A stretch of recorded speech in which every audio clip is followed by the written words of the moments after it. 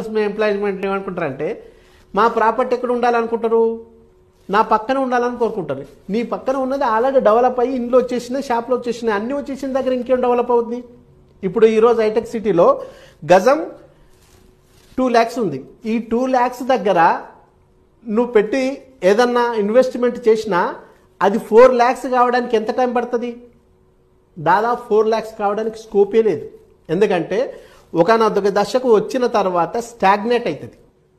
అదే తెలివిగల వాళ్ళు ఏం చేస్తారు, ఏమి డెవలప్ లేని చోట బాగా డెవలప్ అయ్యేదానికి అవకాశం ఉన్న చోట గుర్తించి తీసుకుంటారు. కాబట్టి తక్కువ పెట్టుబడి పెట్టి ఎక్కువ లాభాలు ఆర్జించి వాళ్ళు కోటీశ్వరులు అవుతారు.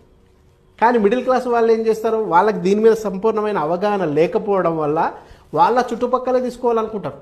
వాళ్ళ చుట్టుపక్కల తీసుకుంటే డెవలప్మెంట్ కాదు, అది ఇల్లు కట్టుకోవడానికి పనికొస్తుంది తప్ప ఇన్వెస్ట్మెంట్కి ఎలా పనికొస్తుంది?